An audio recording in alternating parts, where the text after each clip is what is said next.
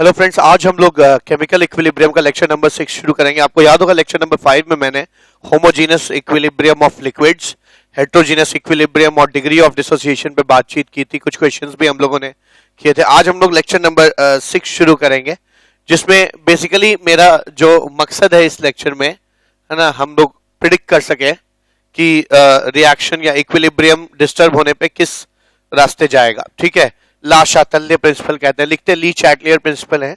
ठीक है ना, हम लोग लिखते जरूर ली चैटलियर है,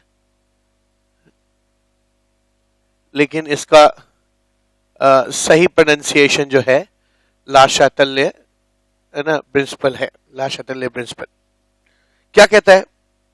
ये प्रिंसिपल कहता है कि इक्विलिब्रियम स्प्रिंग की तरह बिहेव करेगा। मतलब स्प्रिंग कैसे बिहेव करता है? अगर आप उसको ढकेलेंगे तो आपको पुश बैक करेगा, अगर आप उसको खींचेंगे तो वो आपको खींचेगा। आप जो करेंगे उसका ऑपोजिट करेगा। ठीक है, इक्विलिब्रियम भी बिल्कुल स्प्रिंग की तरह ही होता है, जो आप उसमें चेंज लाएंगे उसको अपोज करने की कोशिश करेगा। ठीक है, तो मैं कह सकता हूं Le Chatelier principle states that at equilibrium states that equilibrium tries to oppose the factor which disturbs it,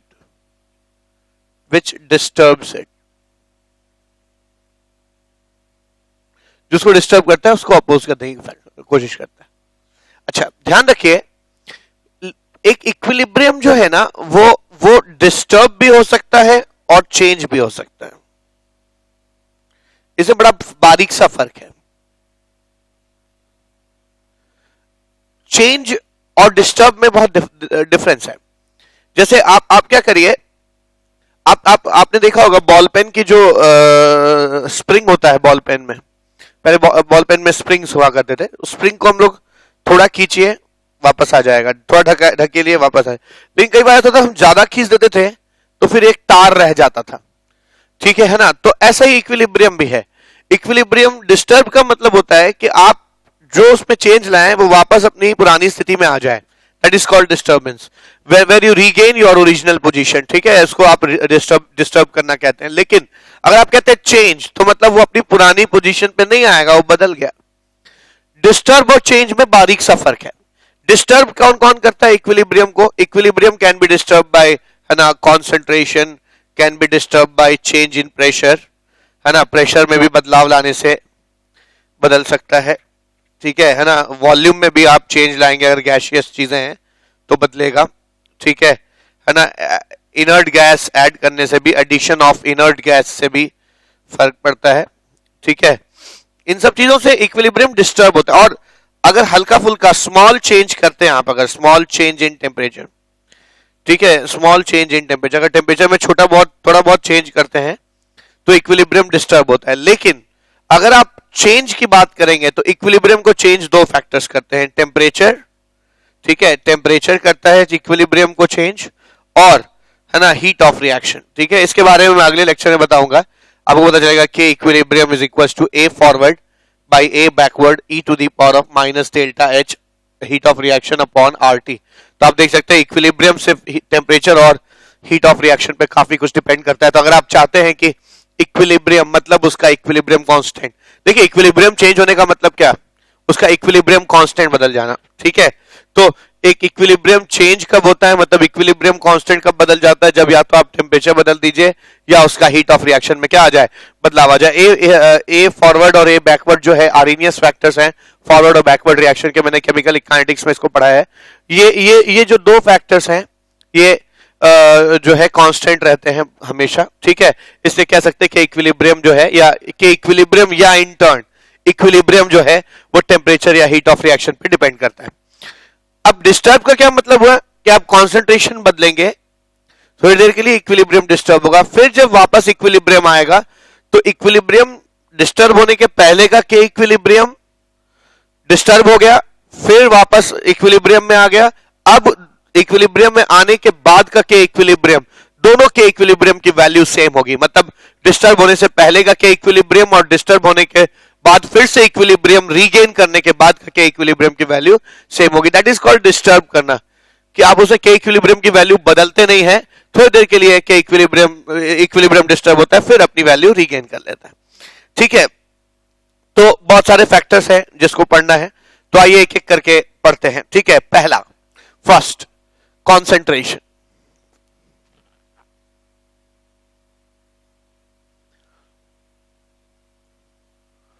concentration का क्या फर्क होगा? मान लीजिए एक रिएक्शन है A plus B changes into C plus D.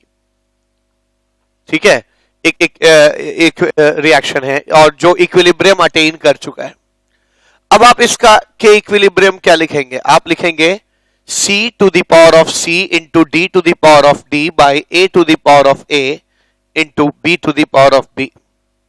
ये लिखा जाएगा। ठीक है, इस चीज को आप जानते हैं, इस पूरी चीज को हम लोग रिएक्शन कोशेंट भी कहते हैं। We call this as Q। Q का मतलब क्या हो गया? Reaction quotient. ठीक है, रिएक्शन कोशेंट भी कहा जाता है। अच्छा, अब आपको पता है कि अब क्या क्या फैक्टर्स हो सकते हैं, क्या क्या चेंजेस आ सकते हैं। आप रिएक्टेंट में चेंज कर सकते हैं, आप रिएक्टेंट में चेंज कर सकते हैं, आप प्रोडक्ट में चेंज कर सकते हैं, आप प्रोडक्ट में चेंज ला सकते हैं। इसी तरह से आप इक्विलिब्रियम को डिस्टर्ब कर सकते हैं। रिएक्टेंट में क्या कर सकते हैं आप, है ना, आप अगर रिएक्टेंट का एडिशन कीजिए, क्या होगा? अगर ये रिएक्टेंट बढ़ जाएंगे तो ये Q की वैल्यू छोटी हो जाएगी, Q की वैल्यू छोटी हो जाएगी के इक्विलिब्रियम से। मैंने पिछले कई लेक्चर्स में ये पढ़ाया भी है कि Q इज वेरिएबल। ठीक है, ये बात मैंने पहले भी बताई है कि Q इज वेरिएबल, ये एक वेरिएबल क्वांटिटी है, बदल सकती है, जबकि के इक्विलिब्रियम जो है हमेशा किसी रिएक्शन के लिए या किसी इक्विलिब्रियम के लिए कांस्टेंट रहता है।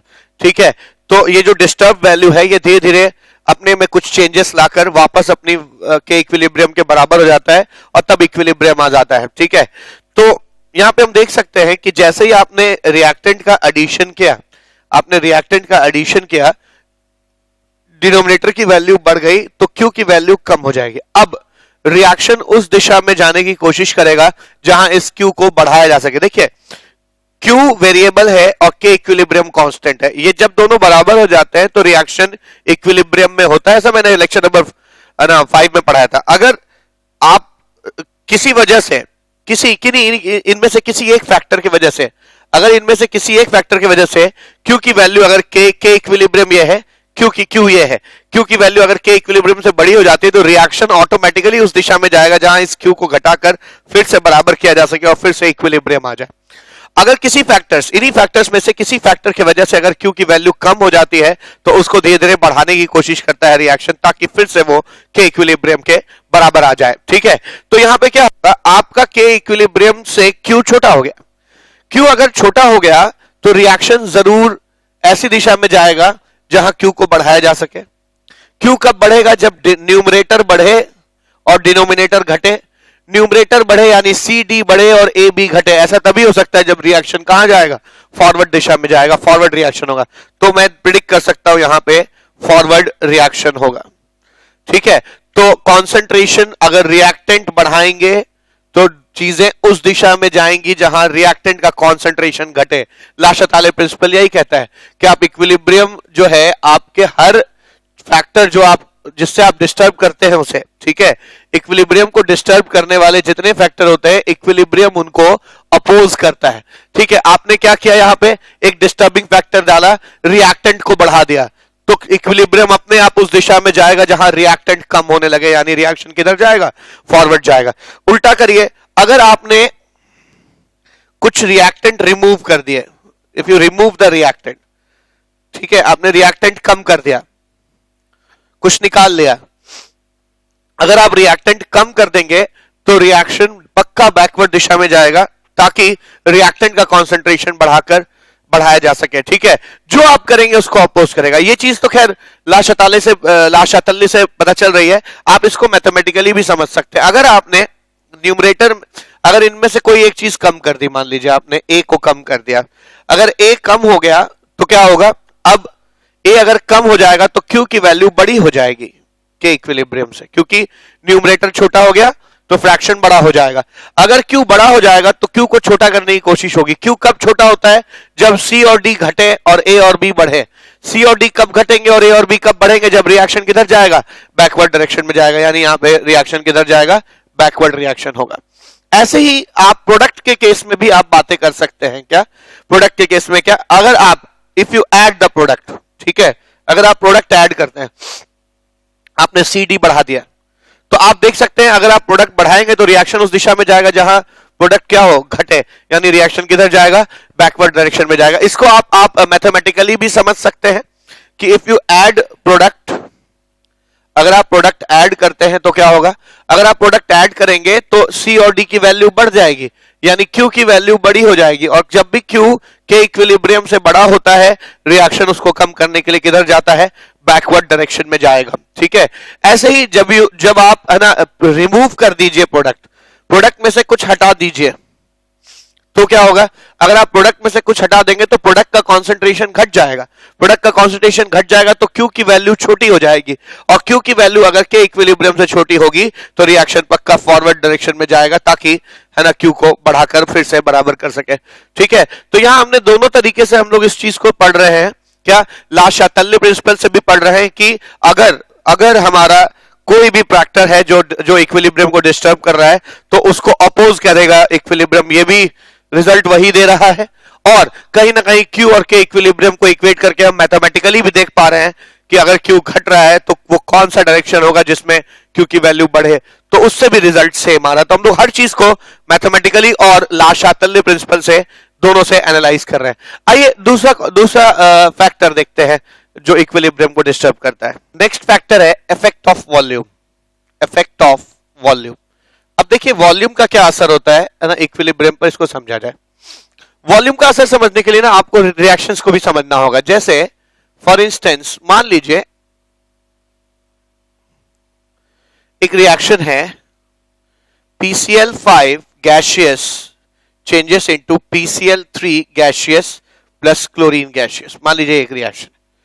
अब अगर मैं इसका Q इक्वेट करूं तो मैं कैसे लिख सकता हूं? Q is equals to concentration of PCl3 into concentration of chlorine by concentration of PCl5। ठीक है, Q is equals to number of moles of PCl3 by volume into number of moles of chlorine by volume by number of moles of PCl5 by volume। आप देख सकते हैं volume cut गया, आप यहां पे देख सकते हैं Q is inversely proportional to volume। एक बात, Q is inversely proportional to volume। तो ऐसा रिएक्शन जिसका डेल्टा एन पॉजिटिव हो, डेल्टा एन आपको निकालने आता है number of moles of gaseous product minus number of moles of gaseous reactant, this is 1 which is greater than 0। तो अगर किसी रिएक्शन का डेल्टा एन पॉजिटिव आता है तो उसका Q और वॉल्यूम इनवर्सली प्रोपोर्शनल होता है। तो आप देख सकते हैं अगर आप वॉल्यूम को कम करेंगे तो Q की वैल्यू बढ़ जाएगी। मैं मान के चल रहा हूं कि अभी इस वक्त शुरुआत में के इक्विलिब्रियम और Q बराबर है। अब इस रिएक्शन की बात करिए, सिर्फ इस पर्टिकुलर रिएक्शन जिसका डेल्टा एन ग्रेटर देन 0 है। ठीक है, अगर किसी रिएक्शन का डेल्टा एन ग्रेटर देन 0 है तो उसका Q और वॉल्यूम इनवर्सली प्रोपोर्शनल होंगे। मान लीजिए शुरुआत में इसका K इक्विलिब्रियम और Q की वैल्यू बराबर है। अगर आप वॉल्यूम को कम करेंगे तो Q की वैल्यू बड़ी हो जाएगी K इक्विलिब्रियम से, और अगर Q की वैल्यू बड़ी हो जाती है तो उसको घटाने के लिए रिएक्शन किधर जाएगा? बैकवर्ड डायरेक्शन में जाएगा। ठीक है ना, तो यहां पर क्या हो जाएगा? बैकवर्ड रिएक्शन होने लगेगा, बैकवर्ड रिएक्शन होने लगेगा। ये तो हो गया मैथमेटिकली चीजों को समझना। क्या ला-शातल्य प्रिंसिपल से समझ सकते हैं हम? बिल्कुल समझ सकते हैं। मान लीजिए ये किसी बर्तन में हो रहा है ये रिएक्शन, अचानक उस बर्तन का आप वॉल्यूम कम कर दीजिए। वॉल्यूम कम कर देंगे तो भीड़ बढ़ जाएगी, क्राउडिंग बढ़ जाएगी। तो क्राउडिंग मतलब अब जैसे एक ही कमरे में अगर 10 लोग हैं और कमरे की दीवारें मान लीजिए हाइपोथेटिकली क्लोज आने लगे तो कुछ देर में वॉल्यूम इतना कम हो जाएगा कि वही 10 लोग जो पहले आराम से रह रहे थे अब भीड़ हो जाएंगे। ठीक है, तो भीड़ संख्या पे तो डिपेंड करती है चीजों के, है ना कहीं वॉल्यूम पे भी डिपेंड करती है कि आप कितने कम वॉल्यूम में चीजों को पैक करने की है ना टेंडेंसी रखते हैं। अब क्या हो रहा है यहाँ पे है ना कि आप अगर इस वॉल्यूम को कम करने लगेंगे तो भीड़ बढ़ने लगेगी, तो रिएक्शन खुद ब खुद उस दिशा में जाएगा जहां भीड़ को कम कर सके, और ऐसे करने के लिए उसे बैकवर्ड जाना होगा क्योंकि 2 लोग मिलकर एक हो जा रहे हैं। तो हर 2 आदमी एक हो जा रहा है तो पता चला अगर 10 मॉलिक्यूल है तो बैकवर्ड जाने में 5 हो जाएंगे, ठीक है, संख्या घट जाएगी तो भीड़ कम हो जाएगी, तो उस हिसाब से भी ये चीज बैकवर्ड रिएक्शन आ रही है। मेरा इस लेक्चर का मेन फीचर यही है कि मैं आपको ला शातल्य प्रिंसिपल मैथमेटिकली भी समझाऊं और ला शातल्य प्रिंसिपल हम लोग फिजिकली भी एनालाइजेशन से भी, है ना, समझ सके। अब उल्टी बात करिए, ये तो खैर ऑब्वियस है, वॉल्यूम अगर बढ़ेगा तो क्यू घट जाएगा, क्यू घट जाएगा तो उसको बढ़ाने के लिए रिएक्शन को कहां जाना पड़ेगा, फॉरवर्ड डायरेक्शन में जाना पड़ेगा। ये एक केस हो गया, this is one of the case. Now my dear friends, the another case is a case where delta N is zero, ठीक है, ऐसा रिएक्शन या ऐसा इक्विलिब्रियम जहां पर डेल्टा एन की वैल्यू जीरो है। फॉर इंस्टेंस ऐसा आप लिख सकते हैं, twice HBr gaseous is in equilibrium with H2 gaseous plus bromine gaseous. मान लीजिए ये एक रिएक्शन हो रहा है, ठीक है, आप देख सकते हैं यहां पे Q की वैल्यू क्या होगी, Q is equal to concentration of hydrogen into concentration of bromine by concentration of HBr का होल स्क्वायर, ठीक है। Q इज इक्वल टू, यहां पे लिख सकते हैं number of moles of hydrogen by volume. अच्छा, सबके लिए वॉल्यूम सेम है क्योंकि बर्तन एक ही है ना, वॉल्यूम सेम होगा, ठीक है, don't get confuse. Number of moles of bromine by volume by, है ना, number of moles of HBr by volume का होल स्क्वायर, ठीक है। Volume volume volume gets cancelled out. तो आप देख सकते हैं यहां पर Q और वॉल्यूम का कोई रिलेशनशिप नहीं है, ठीक है, Q और वॉल्यूम का कोई रिलेशनशिप नहीं है।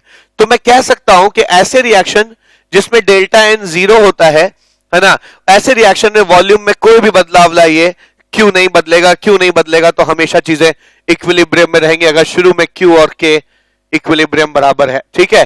तो मैं यहां पे क्या कह सकता हूं कि अभी मेरे को पता चला क्या इंपॉर्टेंट बात है कि, है ना, since Q is independent of volume, hence there will be no effect of changing volume on that equilibrium whose delta n is zero, ठीक है। ऐसा इक्विलिब्रियम जिसके लिए डेल्टा एन की वैल्यू जीरो आएगी, ऐसे इक्विलिब्रियम में आप वॉल्यूम में चेंज लाकर भी उसमें कोई चेंज नहीं ला पाएंगे, ठीक है। अगली चीज क्या हो जाएगी, अगली चीज हो जाएगी अगर रिएक्शन का delta N less than zero है, ठीक है। ऐसा एक रिएक्शन का एग्जांपल ले लेता हूं मैं, मान लीजिए, है ना, लेस देन जीरो मतलब प्रोडक्ट साइड ज्यादा मोल्स है, आप लिख सकते हैं twice ammonia changes into nitrogen plus thrice hydrogen gaseous, ठीक है। अब ये जो रिएक्शन है इसका डेल्टा एन नेगेटिव है क्योंकि, है ना, नहीं, इसको उल्टा करते हैं तब डेल्टा एन नेगेटिव आएगा। ऐसे nitrogen gaseous plus thrice hydrogen gaseous changes into twice ammonia gaseous, ठीक है, ऐसे किया मैंने। अब इसका डेल्टा एन जीरो नेगेटिव है क्योंकि 2 - 1 + 3 हो जाएगा, -2 आ जाएगा। आइए इसके लिए Q की वैल्यू कैलकुलेट करते हैं। Q will be equal to concentration of ammonia raised to the power of 2 by concentration of nitrogen into concentration of hydrogen raised to the power of 3। Q is equal to number of moles of ammonia by V का whole square by number of moles of nitrogen by V into number of moles of hydrogen by V का whole cube, ठीक है। तो आप देख सकते हैं यहाँ पे नंबर ऑफ मोल्स को तो छोड़ दीजिए, V स्क्वायर और V स्क्वायर कट भी जाएगा, तो आप यहाँ पे देख सकते हैं Q is directly proportional to V, ठीक है। V square V cube V कुछ ना कुछ प्रोपोर्शनल डायरेक्टली ही होगा, इनवर्सली नहीं होगा, ठीक है। तो मैंने यहाँ पे देखा कि Q और V डायरेक्टली प्रोपोर्शनल। अब क्या फर्क पैदा हो जाएगा, अगर मैं मानता हूं कि शुरुआत में K इक्विलिब्रियम और V बराबर है, ठीक है, अगर मैंने माना कि शुरुआत में K इक्विलिब्रियम और Q, है ना, इस रिएक्शन के लिए बराबर है, मतलब ये रिएक्शन इक्विलिब्रियम में है, ठीक है। अब होगा क्या, अगर मैं वॉल्यूम बढ़ाता हूं, अगर मैं वॉल्यूम बढ़ाऊंगा तो Q की वैल्यू क्या हो जाएगी, बढ़ जाएगी, तो K इक्विलिब्रियम से बड़ी हो जाएगी, Q बढ़ जाएगा, K इक्विलिब्रियम से बड़ा हो जाएगा, तो रिएक्शन बैकवर्ड डायरेक्शन में जाएगा ताकि उस Q की वैल्यू को क्या कर सके, घटा सके। इसको आप फिजिकली एनालाइज भी कर सकते हैं, मैथमेटिकली तो मैंने देख लिया कि अगर रिएक्शन का डेल्टा एन लेस देन 0 है ना, और ऐसे रिएक्शन का अगर आप वॉल्यूम बढ़ाते हैं तो रिएक्शन बैकवर्ड जाएगा। आइए इसको समझते हैं। अगर आप वॉल्यूम कम करेंगे तो भीड़ बढ़ जाएगी, भीड़ बढ़ जाएगी तो रिएक्शन उस दिशा में जाएगा जहां भीड़ को कम कर सके, और भीड़ फॉरवर्ड डायरेक्शन में ही कम हो रही है क्योंकि 4 लोग मिलकर 2 हो जा रहे हैं, ठीक है ना। तो 4 लोग गायब हुए और 2 लोग बन गए तो भीड़ आधी हो गई, ठीक है। तो मैं कह सकता हूं कि ऐसा है। वैसे ही अगर आप वॉल्यूम को कम कर दोगे, अगर आप वॉल्यूम को कम कर दोगे, क्यू की वैल्यू कम हो जाएगी, क्यू की वैल्यू कम हो जाएगी तो उसको बढ़ाने के लिए रिएक्शन किधर जाएगा, फॉरवर्ड डायरेक्शन में जाएगा। तो यहां पे हम लोगों ने ला-शातल्य प्रिंसिपल पढ़ते वक्त सेकंड फैक्टर देखा वॉल्यूम का, ठीक है। What will be the effect of volume on the equilibrium, how volume disturbs the equilibrium. अगली बात क्या, तीसरा फैक्टर है कि प्रेशर का क्या फर्क पड़ता है, ठीक है। अब प्रेशर और वॉल्यूम का जो फैक्टर है वो बहुत रिलेटेड है, इसलिए तीसरे फैक्टर को समझाने में मुझे ज्यादा मेहनत नहीं करनी पड़ेगी, है ना। तीसरा फैक्टर हम बड़े आसानी से समझ सकते हैं, effect of change in pressure. Change in pressure आपको मालूम है, सिंस वी नो दैट किसी भी गैस के लिए उसका प्रेशर और वॉल्यूम एक दूसरे के इनवर्सली प्रोपोर्शनल होते हैं। तो इस बात का हम लोग फायदा उठाएंगे यहां पे, क्या, अगर रिएक्शन का डेल्टा एन ग्रेटर देन 0 है तो ऐसे रिएक्शन के लिए Q और वॉल्यूम इनवर्सली प्रोपोर्शनल होंगे, यानी Q और P डायरेक्टली प्रोपोर्शनल हो जाएंगे। अगर Q और P जो है वो डायरेक्टली प्रोपोर्शनल हो जाएंगे। तो आप क्या कह सकते हैं कि अब आप डायरेक्ट लिख सकते हैं, आप क्या लिख सकते हैं, आप लिख सकते हैं अगर प्रेशर बढ़ेगा तो वॉल्यूम कम होगा, वॉल्यूम कम होगा तो Q बढ़ेगा, Q बढ़ेगा तो K इक्विलिब्रियम से बड़ा हो जाएगा, तो उसको कम करने के लिए रिएक्शन किधर जाएगा, बैकवर्ड रिएक्शन होगा। और आप इसको फिजिकली भी एनालाइज कर सकते हैं, कैसे, अगर प्रेशर बढ़ेगा तो वॉल्यूम कम होगा, वॉल्यूम कम होगा तो भीड़ बढ़ेगी, तो रिएक्शन उस दिशा में जाएगा जहां भीड़ क्या हो, कम हो, और भीड़ बैकवर्ड डायरेक्शन में घट रही है, ठीक है। ऐसे ही यहां भी हो जाएगा, जब आप प्रेशर घटाएंगे तो वॉल्यूम बढ़ेगा, वॉल्यूम बढ़ेगा तो Q की वैल्यू क्या हो जाएगी, घट जाएगी, और K इक्विलिब्रियम से छोटी हो जाएगी। रिएक्शन को फॉरवर्ड डायरेक्शन में जाना पड़ेगा ताकि फिर से Q और K इक्विलिब्रियम बराबर हो जाए, ठीक है। अगला केस क्या, अगर डेल्टा एन 0 है तो आप देख सकते हैं कि Q वॉल्यूम पे डिपेंड नहीं करता, और अगर Q वॉल्यूम पे डिपेंड नहीं करता, मान लीजिए मैं इसको मिटा रहा हूं, मैंने अभी जाना कि Q वॉल्यूम पे डिपेंड नहीं करता, ऐसे रिएक्शंस के लिए Q is not dependent on volume, that means Q will also not depend on what, pressure, ठीक है, प्रेशर पे डिपेंड ही नहीं करेगा। तो since Q is independent of pressure, अब Q अगर प्रेशर के इंडिपेंडेंट हो गया, ठीक है, hence there will be no effect of change in pressure on equilibrium whose delta N is 0, ठीक है। तो प्रेशर और वॉल्यूम को, प्रेशर को अलग से याद रखने की जरूरत नहीं है, परेशान होने की जरूरत नहीं है, प्रेशर को वॉल्यूम से रिलेट कर लीजिए। प्रेशर और वॉल्यूम एक दूसरे के इनवर्सली प्रोपोर्शनल होते हैं, इस बात का सहारा और लेके आप हर चीज एक्सप्लेन कर सकते हैं कि प्रेशर का किसी इक्विलिब्रियम पर क्या इफेक्ट पड़ेगा। अगर डेल्टा एन लेस देन 0 हो जाता है तो ऐसे रिएक्शन के लिए मैंने अभी अभी देखा कि Q और वॉल्यूम प्रोपोर्शनल होते हैं, ठीक है। तो Q और वॉल्यूम अगर डायरेक्टली प्रोपोर्शनल है तो Q और प्रेशर जो है वो इनवर्सली प्रोपोर्शनल होंगे। अब आप प्रेशर में चेंज लाइए, अब आप प्रेशर में क्या चेंज ला सकते हैं, जब आप प्रेशर घटाएंगे तो वॉल्यूम बढ़ेगा, वॉल्यूम बढ़ेगा, वॉल्यूम बढ़ेगा तो Q बड़ा हो जाएगा, तो रिएक्शन किधर जाएगा, बैकवर्ड, ठीक है। और अगर आप प्रेशर बढ़ाते हैं तो वॉल्यूम घटेगा तो Q छोटा हो जाएगा, Q छोटा हो जाएगा तो रिएक्शन किधर जाएगा, फॉरवर्ड डायरेक्शन में जाएगा। तो यहां ला-शातल्य प्रिंसिपल को एनालाइज करते समय हम लोगों ने 3 फैक्टर्स देखे हैं जो इक्विलिब्रियम को डिस्टर्ब करते हैं, ठीक है। पहला कंसंट्रेशन का फैक्टर था, कंसंट्रेशन में भी दोनों चीजों का कंसंट्रेशन, रिएक्टेंट का कंसंट्रेशन घटना बढ़ना, प्रोडक्ट का कंसंट्रेशन घटना बढ़ना। सेकंड फैक्टर हम लोगों ने देखा वॉल्यूम, वॉल्यूम का क्या असर होता है। वॉल्यूम का असर देखने के लिए भी आपको 3 तरह के बाइफर्केशन या क्लासिफिकेशंस करने होंगे, या ना इसमें रिएक्शंस में कुछ रिएक्शंस जिनका डेल्टा एन ग्रेटर देन 0 है उनका बिहेवियर अलग होगा, डेल्टा एन इक्वल टू 0 है उनका बिहेवियर अलग होगा, डेल्टा एन लेस देन 0 उनका बिहेवियर अलग होगा। ठीक है, तो हम लोगों ने वॉल्यूम और प्रेशर का इफेक्ट देख लिया। ठीक है, आइए अब हम इफेक्ट देखते हैं, what will happen when a catalyst is added to a reaction, to a equilibrium. चौथा फैक्टर जो हो सकता है वो है कैटलिस्ट। कैटलिस्ट का क्या असर हो सकता है, आइए देखते हैं, एनालाइज करते हैं। मान लीजिए एक रिएक्शन हो रहा है ऐसे, A is in equilibrium with B. ठीक है, सिंपल रिएक्शन लेते हैं। ठीक है, तो आपको पता है कि rate of forward reaction, chemical kinetics से बताया मैंने, is equal to rate constant of forward reaction into A. अगर ये ए होगा तो ये ए हो जाएगा। और बैकवर्ड रिएक्शन क्या होता है ना, के बैकवर्ड इनटू बी का पावर बी। अगर ये बी है तो बी है। मैंने शुरुआत के लेक्चर्स में, लेक्चर नंबर 1 और 2 में ये बताया है कि जैसे जैसे इसे मैंने ग्राफ प्लॉट किया था।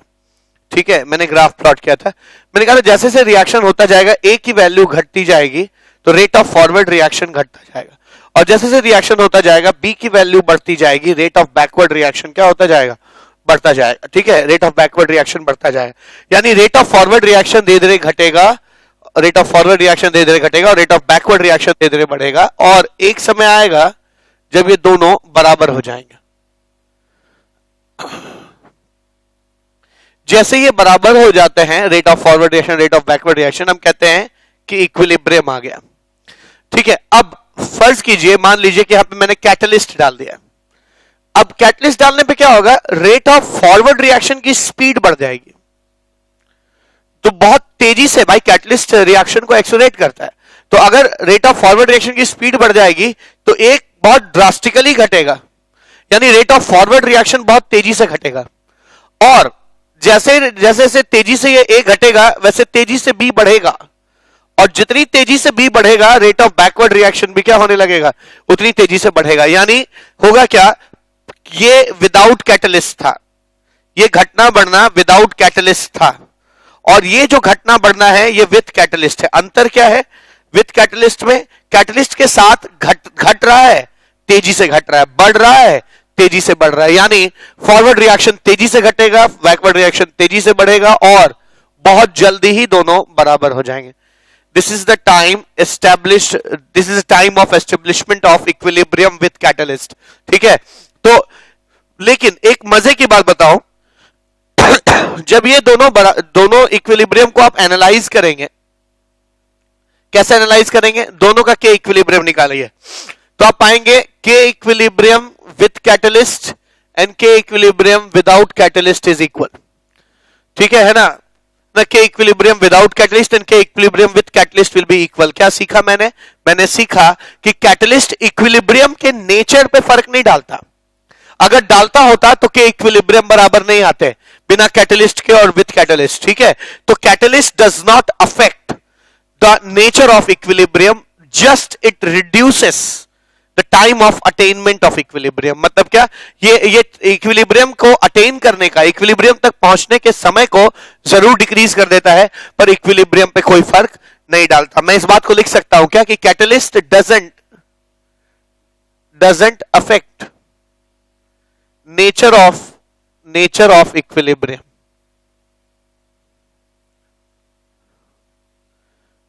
but it decreases the time of attainment of equilibrium,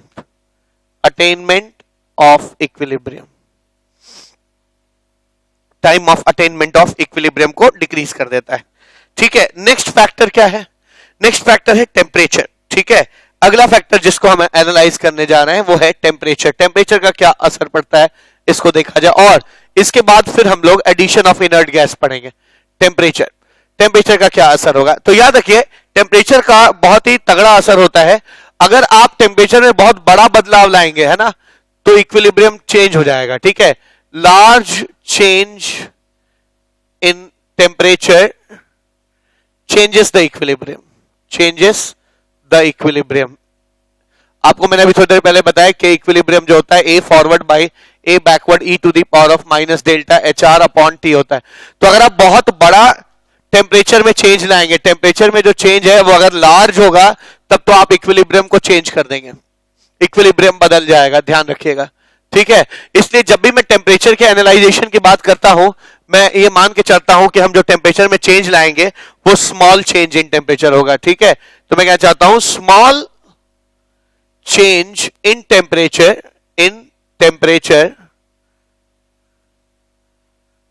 disturbs the equilibrium, equilibrium को डिस्टर्ब करता है। टेम्परेचर में अगर छोटा मोटा चेंज लाया जाए तो इक्विलिब्रियम को डिस्टर्ब करता है। ठीक है, तो आइए एनालाइज करते हैं। मान लीजिए हमारे पास एक रिएक्शन है ना, दो बातें हो सकती है यहां पे। एक रिएक्शन हमारा एक्सोथर्मिक है और एक रिएक्शन हमारा एंडोथर्मिक है। क्या होगा, आप इसको लाशातली प्रिंसिपल से एनालाइज कर सकते हैं। मान लीजिए एक रिएक्शन है exothermic, A plus B changes into C plus D plus some amount of heat is released. अब दो बातें होगी, अगर आप टेम्परेचर बढ़ाएंगे यानी आप हीट बढ़ाएंगे तो रिएक्शन उस दिशा में जाएगा जहां हीट एब्जॉर्ब हो रहा हो। याद रखिए, अगर फॉरवर्ड डायरेक्शन में हीट रिलीज हो रहा है तो बैकवर्ड डायरेक्शन को आप एनालाइज करिए, ऐसा लगेगा जैसे C और D मिलकर Q के साथ क्या बना रहे हैं, AB बना रहे हैं, यानी बैकवर्ड रिएक्शन जो है एंडोथर्मिक हो जाए। ठीक है, एंडोथर्मिक है। तो अगर आप टेम्परेचर बढ़ाएंगे तो हीट बढ़ेगा तो लाशातली प्रिंसिपल कहता है कि आप जो भी करेंगे इक्विलिब्रियम उसको अपोज करेगा, यानी हीट बढ़ाएंगे तो रिएक्शन उस दिशा में जाएगा जहां हीट एब्जॉर्ब हो रहा हो। ठीक है, यानी यहां पे क्या होने लगेगा, बैकवर्ड रिएक्शन होना शुरू हो जाएगा। And vice versa is true, temperature घटाएंगे इसका मतलब हीट, आपने सिस्टम से कुछ हीट चुरा लिया है, हीट कम हो गया तो हीट को बढ़ाने के लिए रिएक्शन किधर आने लगेगा, फॉरवर्ड डायरेक्शन में आने लगेगा, तो ये रिएक्शन जो है फॉरवर्ड रिएक्शन करना शुरू कर देगा। ठीक है, ऐसे ही एंडोथर्मिक रिएक्शंस की बात करेंगे अगर, तो बिल्कुल ऐसा ही एनालाइजेशन होगा। अगर एक रिएक्शन है जो कि एंडोथर्मिक है, that means A plus B plus Q is changing into C plus D. ठीक है ना, C प्लस डी, तो टेम्परेचर अगर आप बढ़ाएंगे तो इसका मतलब आप Q बढ़ा रहे हैं। Q जब बढ़ाएंगे तो रिएक्शन किधर जाएगा, फॉरवर्ड डायरेक्शन में जाएगा।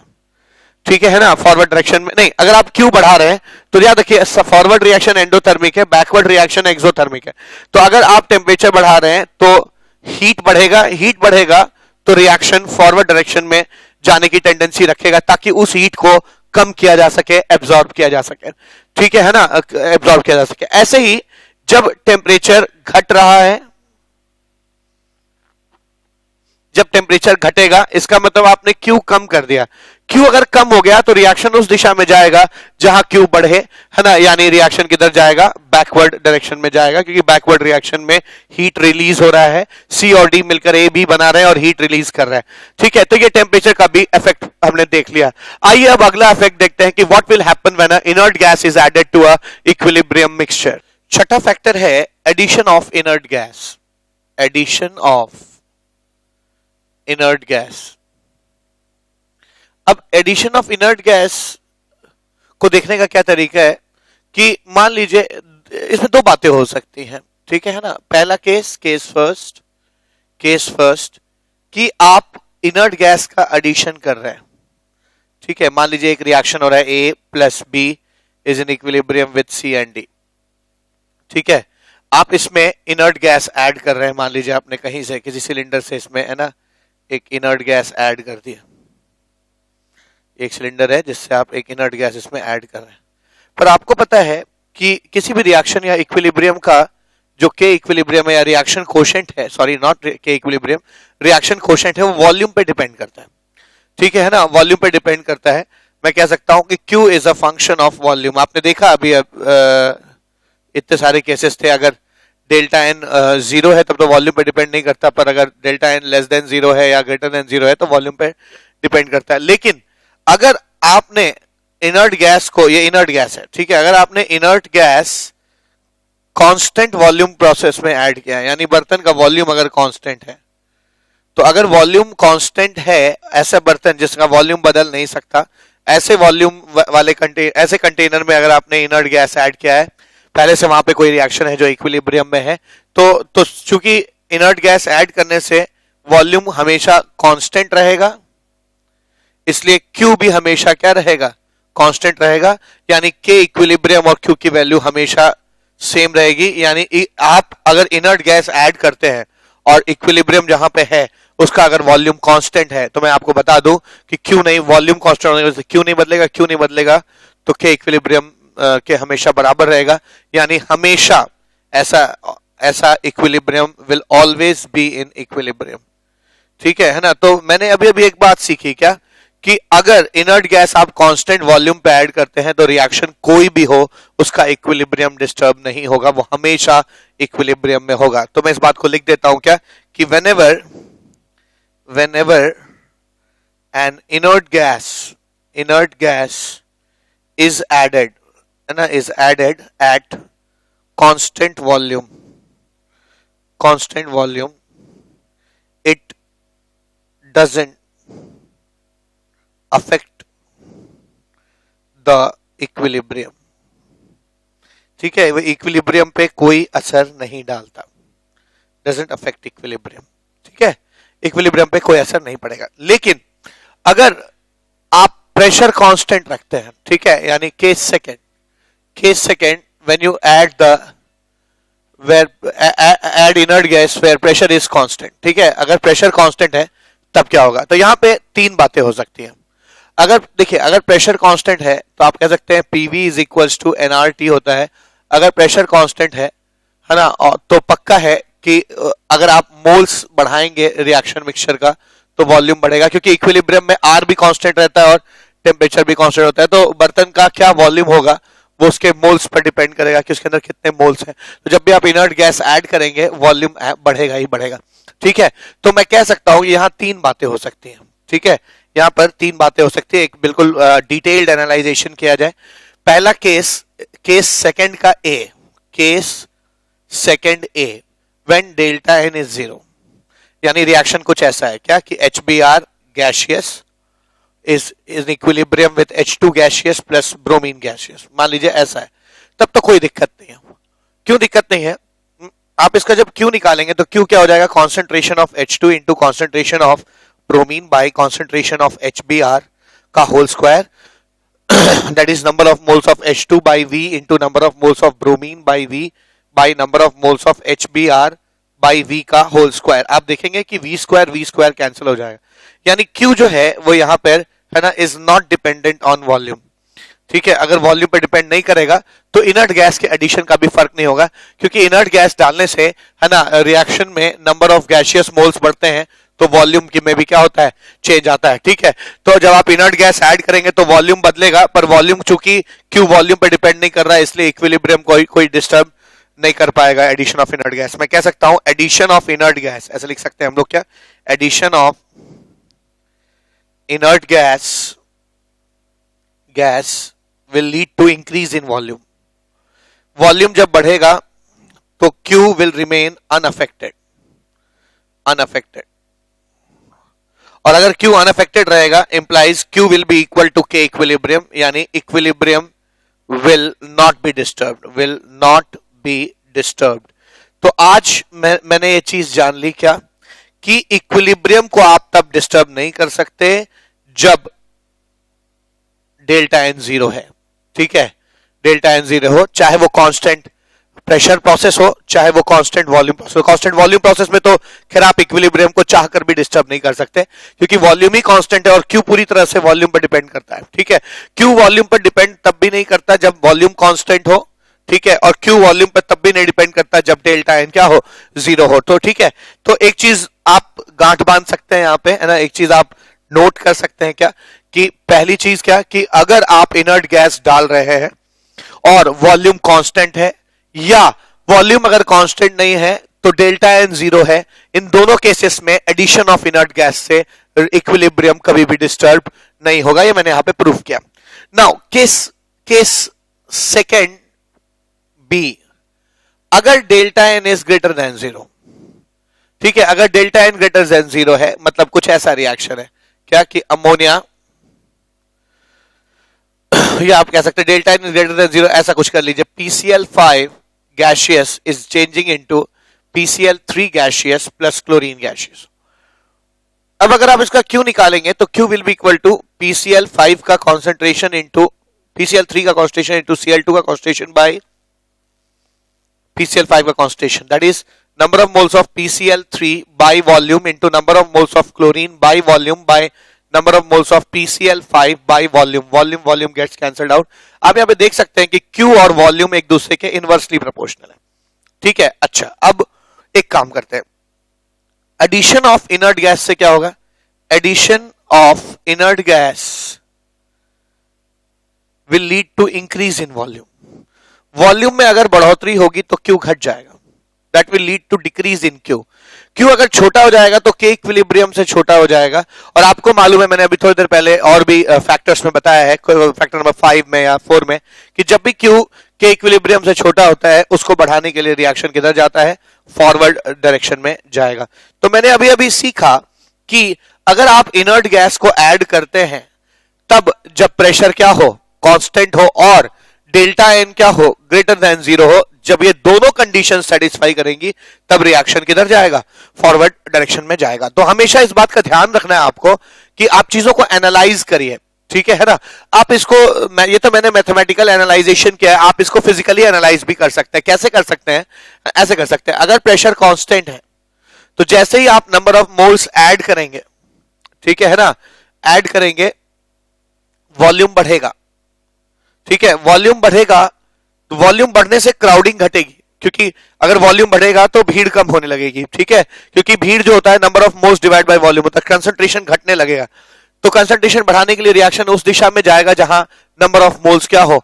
बढ़ रहे हो. क्योंकि ला शातल्य प्रिंसिपल कहता है कि, है ना, जो फैक्टर, जो चीज आप करेंगे रिएक्शन इक्विलिब्रियम के साथ, इक्विलिब्रियम उसको अपोज करने की कोशिश करेगा. वॉल्यूम का बढ़ना मतलब कॉन्सेंट्रेशन आप कम कर रहे हैं. तो कॉन्सेंट्रेशन जो होता है, मैं यहां पे लिख रहा हूं, कॉन्सेंट्रेशन जो होता है वो number of moles by volume होता है.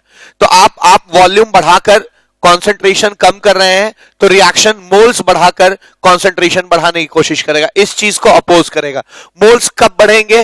तब जब रिएक्शन किधर जाए? फॉरवर्ड डायरेक्शन में जाएगा. तो इस तरीके से भी आप इसका एनालाइजेशन कर सकते हैं. लास्ट केस है ना, हम देख रहे थे कि कब कब इक्विलिब्रियम डिस्टर्ब होता है. तो लास्ट केस नंबर 3 का बी, सेकंड का सी, सॉरी सेकंड सी. केस सेकंड सी क्या कहता है?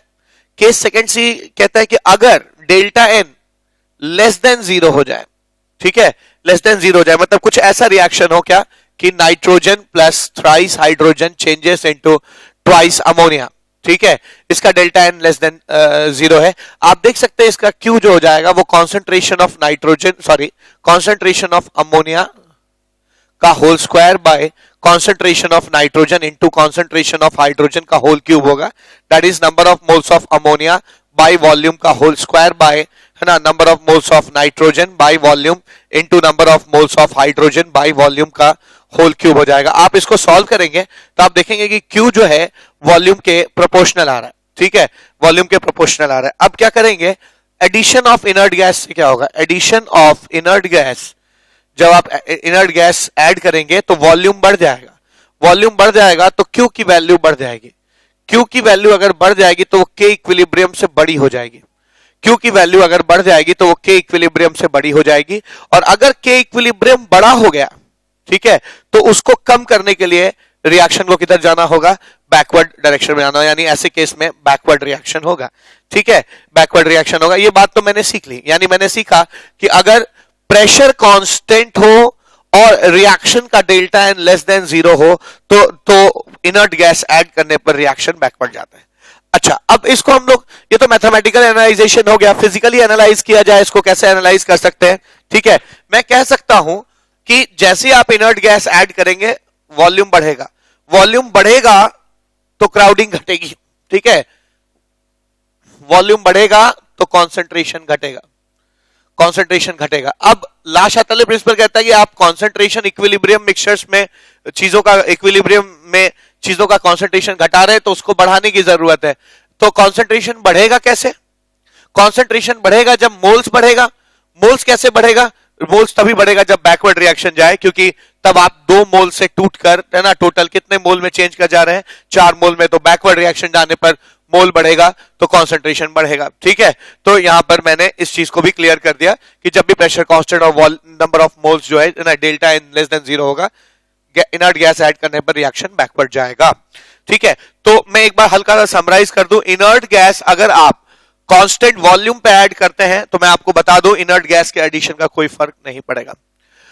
अगर आप इनर्ट गैस जो है ना कांस्टेंट प्रेशर पे ऐड करते हैं तो तीन बातें हो सकती है। अगर डेल्टा एन जीरो है तो इनर्ट गैस के एडिशन का फिर कोई फर्क नहीं पड़ेगा। अगर delta N greater than zero है तो रिएक्शन फॉरवर्ड जाएगा। अगर delta N less than zero है तो रिएक्शन कहां जाएगा? बैकवर्ड जाएगा। तो इन 6 फैक्टर्स जो है ना से इक्विलिब्रियम डिस्टर्ब होता है। मैंने हमेशा आपको बताया भी डिस्टर्ब का मतलब होता है कि आप डिस्टर्ब करिए, थोड़ी देर में वापस वो अपनी है ना ओरिजिनल या स्टेटस पे आ जाए, ऐसी चीज, ऐसे फेनोमेना को डिस्टर्बेंस कहते हैं। ठीक है, लेकिन अगर आप चेंज की बात करते हैं तो इसका मतलब है कि आप उसका के इक्विलिब्रियम में बदल दें। के इक्विलिब्रियम बदलने में 2 फैक्टर्स होते हैं, टेम्परेचर ऑफ रिएक्शन, ठीक है, जबकि इससे टेम्परेचर और हीट ऑफ रिएक्शन से इक्विलिब्रियम चेंज हो जाता है, के इक्विलिब्रियम की वैल्यू बदल जाती है। जबकि आज जो मैंने फैक्टर्स बताया, रिएक्टेंट का कॉन्सेंट्रेशन, प्रेशर, वॉल्यूम, हल्का सा टेम्परेचर, हल्का चेंज इन टेम्परेचर या एडिशन ऑफ इनर्ट गैस, इनसे इक्विलिब्रियम डिस्टर्ब होता है। ठीक है, तो इन 5-6 फैक्टर्स की स्टडी करके ला-शातिल्य प्रिंसिपल आपको समझ में आ गया होगा। ठीक है, आइए अब ला-शातिल्य प्रिंसिपल का एप्लीकेशन देखते हैं कि हम रियल लाइफ में है ना ला-शातिल्य प्रिंसिपल को कहां है ना यूज कर सकते हैं है ना डिजायर्ड प्रोडक्ट बनाने में। नेक्स्ट चीज जो है एप्लीकेशन ऑफ, नेक्स्ट चीज है एप्लीकेशन ऑफ ला-शातिल्य प्रिंसिपल। इसको आप कह सकते हैं प्रैक्टिकल इक्विलिब्रियम सिचुएशंस। आइए एक एक करके देखते हैं क्या क्या प्रैक्टिकल इक्विलिब्रियम सिचुएशंस हो सकते हैं। पहला है ना, पहला वेपर प्रेशर। वेपर प्रेशर देखा जाए, मान लीजिए वाटर यहां पे लिक्विड स्टेट में है, ठीक है ना, वाटर यहां पे लिक्विड स्टेट में है, बर्तन बंद है और ये वेपराइज हो रहा है H2O गैसियस में। तो होगा क्या, मान लीजिए आपने थोड़ा सा लिक्विड रखा है और ये लिक्विड है और ये वेपराइज हो रहा है गैस के साथ, गैस में। ठीक है, तो आप कह सकते हैं कि इस लिक्विड और इस लिक्विड वाटर और वेपर वाटर जो है इनके बीच में एक इक्विलिब्रियम है जिसका कुछ Kp होगा और वो प्रेशर ऑफ H2O के बराबर होगा। ठीक है, अब यहां से ना आप वेपर प्रेशर का टिपिकल बिहेवियर समझ सकते हैं। ठीक है, वेपर प्रेशर जो है वो गैस की तरह बिहेव नहीं करता। अगर आप यहां पे एक पिस्टन सिलेंडर अरेंजमेंट लगा के, अगर आप इस यहां पे एक पिस्टन सिलेंडर अरेंजमेंट लगा दीजिए, चलिए अब इस पिस्टन से आप इसको अगर ढकेलते हैं तब भी थोड़ी देर बाद वेपर प्रेशर उतना ही रहता है, जबकि गैस के साथ ऐसा नहीं होगा। अगर गैस का आप वॉल्यूम कम करेंगे तो प्रेशर बढ़ जाएगा, पर वेपर का अगर आप वॉल्यूम कम करेंगे तब भी वेपर प्रेशर उतना ही रहेगा। वजह क्या है, इसको हम लोग केमिकल ला-शातिल्य प्रिंसिपल से एक्सप्लेन कर सकते हैं। ठीक है, शुरुआत में बड़ा ही, जैसे मैं गैसियस स्टेट में मैंने पढ़ाया था तो उस समय इस चीज का मैंने एक्सप्लेनेशन नहीं दिया था कि क्यों वेपर्स जो है वो गैस से डिफरेंटली बिहेव करते हैं। अगर आप गैस का वॉल्यूम कम करेंगे तो उसका प्रेशर बढ़ जाएगा, लेकिन अगर आप वेपर का वॉल्यूम कम करेंगे तो उसका प्रेशर उतना ही रहेगा। आप गैस का वॉल्यूम बढ़ाएंगे प्रेशर घट जाएगा, लेकिन अगर आप वेपर का वॉल्यूम बढ़ाएंगे वेपर प्रेशर अभी भी उतना ही रहेगा। ठीक है, तो ऐसा क्यों होता है? और सिर्फ ये भी हमने देखा था कि वेपर प्रेशर बदलता तब है जब टेम्परेचर में आप चेंज लाते हैं। ठीक है, तो ये सब चीजों का आज हमें यहाँ पे प्रैक्टिकली ऐसा क्यों होता है इसका आंसर मिल जाएगा। पहली चीज क्या, ये वेपर जो प्रेशर बनता है, दिस इज वेपर प्रेशर। ठीक है, this is vapour pressure. Vapour pressure जो होता है वो एक इक्विलिब्रियम का रिजल्ट है। ठीक है, और इक्विलिब्रियम की वजह से होता है। तो ये आपको पता है कि ये चीज थोड़ी सी वेरिएबल हो सकती है। ये QP की तरह बिहेव कर रहा है, QP reaction quotient at constant pressure, इसके reaction quotient in terms of pressure की तरह बिहेव कर रहा है। तो ये वेरिएबल हो सकता है, ये वेरिएबल हो सकता है। आप थोड़ी देर के लिए इसको डिस्टर्ब कर सकते हैं और ये जो है आपका कांस्टेंट है, बदलेगा नहीं। अब मान लीजिए कि आपने वॉल्यूम कम किया। ठीक है, मैं यहां लिख रहा हूं, मैंने वॉल्यूम कम कर दिया। वॉल्यूम कम करते ही वेपर प्रेशर नो डाउट क्षण भर के लिए, थोड़ी देर के लिए बढ़ जाएगा। बढ़ जाएगा तो वो केपी से बड़ा हो जाएगा। केपी से अगर वो बड़ा हो जाएगा तो जब भी क्यूपी, क्यूपी यहां पे ये है प्रेशर H2 है, क्यूपी केपी से बड़ा हो जाएगा तो रिएक्शन बैकवर्ड जाने लगेगा, यानी है ना, अगर आप इसको दबाएंगे तो वेपर जो है कंडेंस होना शुरू हो जाएगा, रिएक्शन बैकवर्ड जाने लगेगा और थोड़ी देर में फिर केपी और प्रेशर ऑफ H2O दोनों बराबर हो जाएंगे, नया जो है। ठीक है, क्या सीखा मैंने सीखा कि अगर आप वॉल्यूम कम करेंगे रिएक्शन बैकवर्ड जाएगा, तब तक जाता रहेगा, तब तक जब तक कि फिर से केपी और प्रेशर ऑफ H2O बराबर ना हो जाए। उल्टा करिए, अगर आप वॉल्यूम बढ़ा देते हैं, अगर आप वॉल्यूम इसका बढ़ा देते हैं, आप इसको खींच दीजिए ऊपर, वॉल्यूम जैसे ही आप बढ़ाएंगे प्रेशर ऑफ H2O घट जाएगा, प्रेशर ऑफ H2O घट जाएगा तो प्रेशर ऑफ H2O जितना चाहिए केपी के बराबर होना चाहिए वो नहीं रह जाएगा। तो इसको बढ़ाने के लिए रिएक्शन किधर जाएगा, फॉरवर्ड, यानी जैसे ही आप इस पिस्टन को बढ़ाएंगे वेपराइजेशन और बढ़ता जाएगा, बढ़ जाएगा और फिर से बढ़ते बढ़ते एक समय आएगा फिर से केपी और प्रेशर ऑफ H2O जो है बराबर हो जाएंगे। ठीक है, तो इसीलिए मैंने कहा कि वेपर प्रेशर एक ऐसी चीज है जो गैस लॉ को फॉलो नहीं करता। आप वॉल्यूम घटाएंगे, वॉल्यूम आप डिक्रीज करेंगे तब भी प्रेशर उतना ही रहेगा, वॉल्यूम आप बढ़ाएंगे तब भी प्रेशर वेपर प्रेशर उतना ही रहेगा, क्योंकि वो के इक्विलिब्रियम के बराबर रहने के लिए हमेशा कोशिश में लगा रहता है। ठीक है, ये चीज तो वेपर प्रेशर का बिहेवियर एक्सप्लेन हो गया। ठीक है, अक्सर वेपर प्रेशर के साथ एक वर्ड यूज होता है जो हम लोग को अक्सर क्वेश्चंस में काम आएगा, वो है relative humidity. Relative humidity, relative humidity क्या होता है? एक वॉल्यूम आप ले लीजिए, कोई भी एक स्टैंडर्ड एक वॉल्यूम ले लीजिए, इसमें जितना वेट वाटर का है वेपर के फेज में WH2O, और जितना मैक्सिमम हो सकता है कि भैया उससे ज्यादा अगर होगा, ठीक है, तो कंडेंसेशन शुरू हो जाएगा। ठीक है, तो weight of water maximum into 100 is percentage humidity, या है ना, इन दोनों का रेशियो जो है वो रिलेटिव ह्यूमिडिटी कहलाएगा। ठीक है, रिलेटिव ह्यूमिडिटी कहेंगे।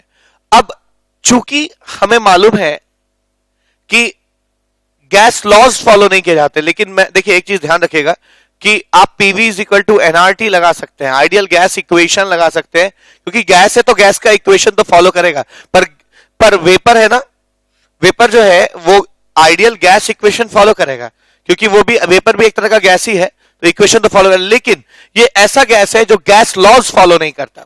ठीक है ना, तो याद रखिए आप बॉयल्स लॉ नहीं लगा सकते वेपर्स के लिए, आप Charles law, Gay-Lussac's law, Avogadro's law नहीं लगा सकते इसके लिए, लेकिन अगर आप चाहें तो आप आइडियल गैस इक्वेशन लगा सकते हैं। ठीक है, आइडियल गैस इक्वेशन लगा सकते हैं। तो यहां पे मैं आइडियल गैस इक्वेशन लगाने की कोशिश करता हूं,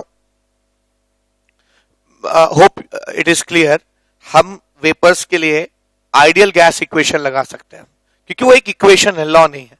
ठीक है, लेकिन बॉयल्स लॉ, चार्ल्स लॉ, जितने भी लॉ हैं वो वेपर्स के नहीं लगाए जा सकते, क्योंकि वेपर्स वॉल्यूम चेंज होने पर भी उनके वैल्यू में कोई चेंज नहीं आता, इसलिए गैस लॉज फॉलो नहीं करते। अब मैंने कहा रिलेटिव ह्यूमिडिटी क्या होती है? किसी कमरे में या किसी डिजायर्ड वॉल्यूम में जितना वेपर हो सकता है मैक्सिमम, और जितना है बटा जितना मैक्सिमम हो सकता है, इनके रेशियो को हम रिलेटिव ह्यूमिडिटी कहते हैं। ठीक है, अब इसको समझिए, PV is equals to NRT होता है, मैं लिख सकता हूं PV is equals to W by MRT, number of moles को कहते हैं वेट अपॉन मॉलिक्यूलर वेट। ठीक है, अब मान लीजिए ये एक बक्सा है, तो इसका वॉल्यूम तो कांस्टेंट है।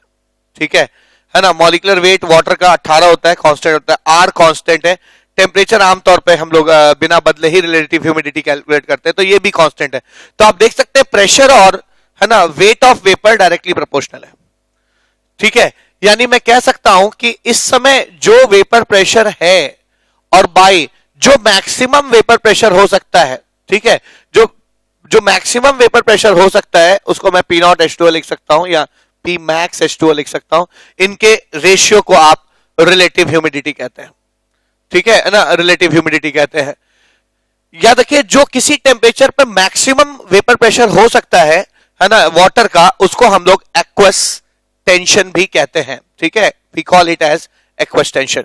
तो मैं कह सकता हूं relative humidity is vapour pressure of water by aqueous tension. ठीक है, अभी इस वक्त कमरे में कितना वेपर का प्रेशर है, पार्शियल प्रेशर है, वो लिखिए। बाय इस टेम्परेचर पे मैक्सिमम वेपर प्रेशर कितना हो सकता है ना, वो नीचे लिख दीजिए। ठीक है, अच्छा मैंने एक चीज और कही थी अभी समझाते वक्त कि वेपर प्रेशर जो है वो गैस लॉ तो फॉलो नहीं करता, तो साफ दिख रहा है, टेम्परेचर पे डिपेंड करता है।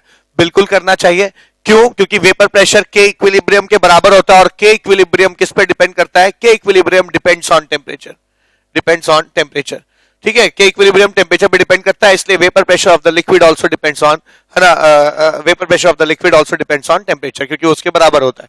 ठीक है, और इनका बिहेवियर वैसा ही हो जाएगा जैसे आप जानते हैं एंडोथर्मिक रिएक्शन में टेम्परेचर बढ़ाने पर के इक्विलिब्रियम की वैल्यू बढ़ती है। ठीक है, तो वेपर टेम्परेचर बढ़ाने पर एंडोथर्मिक रिएक्शन में वेपर प्रेशर बढ़ेगा। ठीक है, और टेम्परेचर बढ़ाने पर एक्सोथर्मिक रिएक्शन में के इक्विलिब्रियम की वैल्यू घटती है। तो अगर रिएक्शन एक्सोथर्मिक है तो वहां आप टेम्परेचर बढ़ाएंगे तो ये घटेगा, तो वेपर प्रेशर भी क्या होने लगेगा? घटने लगेगा। तो यहाँ पे हम वेपर प्रेशर और टेम्परेचर का भी, है ना, रिलेशनशिप जान जाते हैं। ठीक है, चलिए ये एक केस हुआ, वेपर प्रेशर को समझने में ला शातल्य प्रिंसिपल ने हमें बहुत हेल्प किया। सेकंड चीज क्या, आइए प्रैक्टिकल सिचुएशंस देखते हैं, कुछ रिएक्शंस देखते हैं, कुछ, है ना, फेस ट्रांसफॉर्मेशन देखते हैं जो कैसे ला शातल्य प्रिंसिपल से एक्सप्लेन किए जा सकते हैं। सेकेंड एप्लीकेशन कहां ला शातल्य प्रिंसिपल काम आता है? ठीक है, सेकेंड एप्लीकेशन कहां है? मान लीजिए आप, है ना, डायमंड को या ग्रेफाइट को डायमंड में बदल रहे हैं। ग्रेफाइट सॉलिड है, ये डायमंड में बदल रहा है। अब ये रिएक्शन एंडोथर्मिक होता है, डेल्टा एच इज पॉजिटिव। ठीक है, डायमंड की डेंसिटी हाई होती है, हाई डेंसिटी है, और इसकी लो डेंसिटी है, लो डेंसिटी है।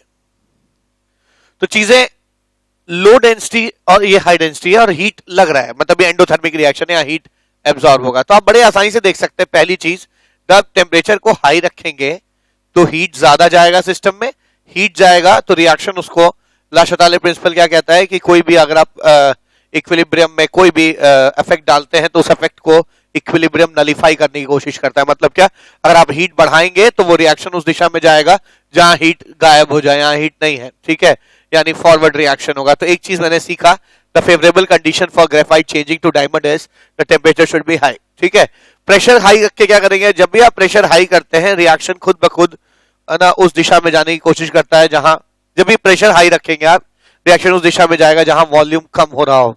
ठीक है, गिवन मास के लिए इसकी डेंसिटी ज्यादा है तो वॉल्यूम कम होगा, क्योंकि मास तो सेम होगा, ग्रेफाइट जितना है उतना ही डायमंड होगा। ठीक है, मास तो दोनों का सेम है, पर जरूर इसका वॉल्यूम कम होगा, तभी तो इसकी डेंसिटी क्या है, हाई है। तो मैंने क्या सीखा, प्रेशर हाई होने पे, है ना, लो वॉल्यूम की तरफ चीजें शिफ्ट होंगी। लो वॉल्यूम वही दिशा होती है, वही जगह होती है जहां, है ना, डेंसिटी क्या होती है, हाई होती है, यानी रिएक्शन किधर जाएगा, फॉरवर्ड डायरेक्शन में जाएगा। तो मैं सारांश क्या लिख सकता हूं कि अगर ग्रेफाइट को डायमंड में बदला जा रहा है तो फेवरेबल कंडीशन क्या होगी, favourable condition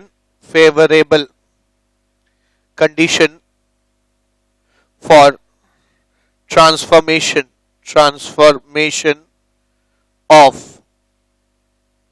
graphite to diamond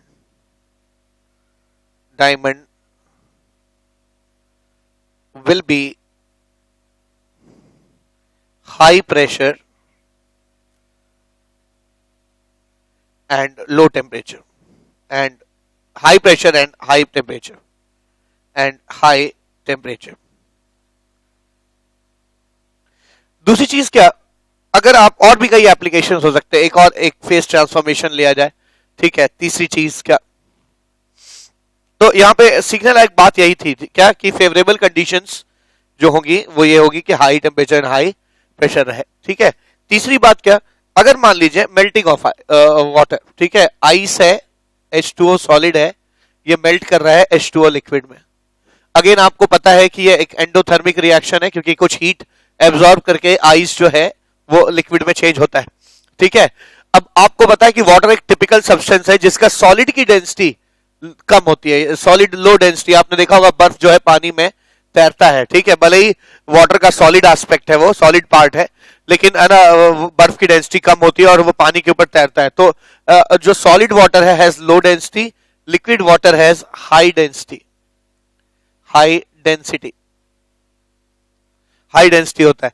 तो आप क्या कह सकते हैं, पहली चीज फिर वही कहेंगे, जब टेम्परेचर हाई होगा तो हीट ज्यादा होगा, तो उसको एब्जॉर्ब करने के लिए रिएक्शन कहां जाएगा, फॉरवर्ड, और मेल्टिंग ज्यादा होगी। ठीक है, यानी अगर हम मेल्टिंग ज्यादा रखना चाहते हैं तो ध्यान रखिए इस बात का कि आपको आइस को गर्म करना होगा। दूसरी चीज क्या, अगर आप प्रेशर हाई रखेंगे तो चीजें उस दिशा में जाएंगी जहां वॉल्यूम कम हो, यानी डेंसिटी कहां हो, हाई हो।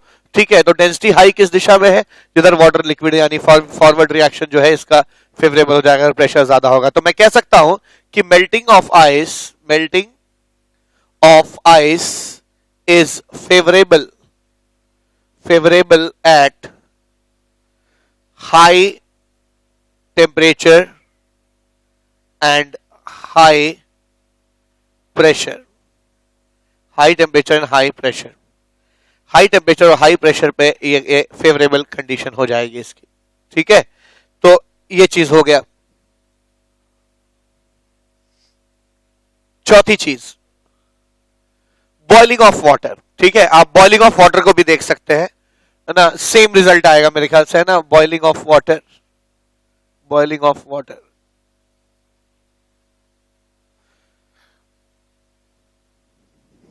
H2O लिक्विड है, changes into H2O gaseous, heat of reaction, है ना, पॉजिटिव है, यानी कुछ हीट एब्जॉर्ब होगी।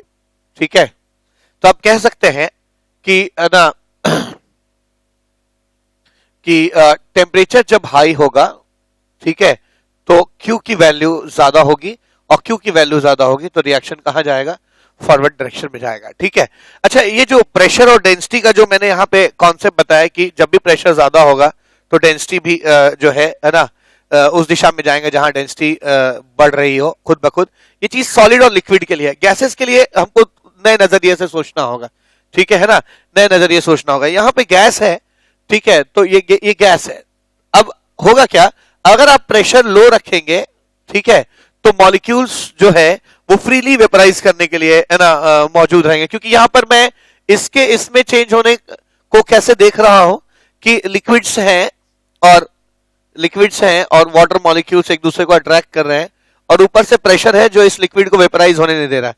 लेकिन जैसे ही आप प्रेशर कम कर देंगे, ये लिक्विड का वेपराइजेशन क्या हो जाएगा, बढ़ जाएगा। यानी प्रेशर जब लो रहेगा, ठीक है ना, तो वेपराइजेशन ज्यादा होगा, फॉरवर्ड रिएक्शन ज्यादा होगा। आप इसको ऐसे भी समझ सकते हैं कि जब आप प्रेशर लो कर देंगे तो क्राउडिंग रिएक्शन उस दिशा में जाएगा जहां क्राउडिंग बढ़े। ठीक है ना, नहीं, प्रेशर आप लो कर देंगे तो प्रेशर लो कर देंगे तो वॉल्यूम, अब ऐसे समझ सकते हैं कि जब, ऐसे ही समझ लीजिए, जब प्रेशर लो होगा, ठीक है, तो इसके ऊपर का जो प्रेशर अगर लो हो जाएगा तो मॉलिक्यूल्स का वेपराइजेशन इजी हो जाएगा, यानी रिएक्शन किधर जाएगा, फॉरवर्ड डायरेक्शन में जाएगा। तो मैं कह सकता हूं यहां पे कि बॉइलिंग ऑफ वाटर, देखिए, ये खुद वेपराइज होने की टेंडेंसी सिर्फ गैस में, है ना, वोलेटाइल लिक्विड्स में ही होंगी। ठीक है ना, जबकि सॉलिड्स में ऐसा नहीं है। सॉलिड में आप प्रेशर कम करिए चाहे ज्यादा करिए, वोलेटिलिटी नहीं होती है। ठीक है ना, वोलेटाइल नहीं होता, ना ही उसकी मेल्ट करने की टेंडेंसी होती है। लेकिन गैसेस, लिक्विड का थोड़ा बिहेवियर अलग होता है। लिक्विड के ऊपर से अगर आप प्रेशर हटा लेंगे तो उनके मॉलिक्यूल्स के वोलेटाइल होके गैसियस फेज में चले जाने की टेंडेंसी ज्यादा होगी। तो मैं देख रहा हूं यहाँ पे, अगर मैं ये प्रेशर कम कर दूंगा तो लोगों का ऊपर वेपराइजेशन बढ़ने लगेगा। ठीक है, तो मैं कह सकता हूं कि बॉइलिंग ऑफ वाटर, या boiling is whether it's of water of anything else, is favourable at high temperature and low pressure। ठीक है, एंड लो प्रेशर लो हो और टेम्परेचर हाई हो, तब ये आपका फेवरेबल कंडीशन हो जाएगा। ठीक है ना, फेवरेबल कंडीशन हो जाएगी। अगली चीज क्या हो जाएगी, अगली चीज नेक्स्ट, पांचवी बात, अगर मान लीजिए आपका हेबर्स प्रोसेस है। ठीक है, बॉइलिंग ऑफ वाटर हो गया, ये आपका, है ना, मेल्टिंग ऑफ आइस हो गया, दिस इज, है ना, मेल्टिंग ऑफ आइस, ठीक है ना, और ये फेज ट्रांसफॉर्मेशन हो गया, सॉरी, है ना, एलोट्रोपिक ट्रांसफॉर्मेशन हो गया, एलोट्रोपिक ट्रांसफॉर्मेशन हो गया, हेडिंग्स डाल सकते हैं। ठीक है, दिस इज एलोट्रोपिक ट्रांसफॉर्मेशन में कैसे देखते हैं। ठीक है ना, मेल्टिंग किसी भी चीज का हो रहा है तो कैसे देखेंगे, बॉइलिंग अगर हो रही है तो कैसे देखेंगे। और अब एक रिएक्शन ही देखते हैं, Haber's process. Haber's process. Haber's process क्या कहता है समझा जाए। अब मान लीजिए एक रिएक्शन दिया हुआ है हेबर्स प्रोसेस का, है ना, जो कहता है कि nitrogen plus thrice hydrogen, and of course this is gaseous changes into twice ammonia gaseous। ये हीट ऑफ रिएक्शन इसका नेगेटिव होता है, यानी ये एक्सोथर्मिक रिएक्शन है, ठीक है, दिस इज एक्सोथर्मिक रिएक्शन। अब होगा क्या, आप देख सकते हैं बड़ी ही आसानी से आप इसे एक्सप्लेन कर सकते हैं। अगर आप टेम्परेचर बढ़ाएंगे तो देखिए हीट रिलीज हो रही है, यानी क्यों इस तरफ है, तो टेम्परेचर जब घटाएंगे तो हीट कम होगा, हीट कम होगा तो उसको बढ़ाने के लिए रिएक्शन कहां जाएगा, फॉरवर्ड डायरेक्शन में जाएगा, ठीक है ना, ये फॉरवर्ड डायरेक्शन में जाएगा।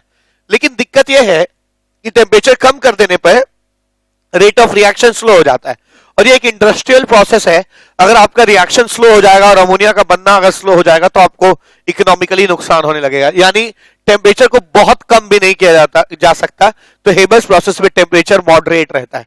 तो मैं क्या कह सकता हूं कि very very low temperature makes the rate of reaction very slow, rate of reaction very slow,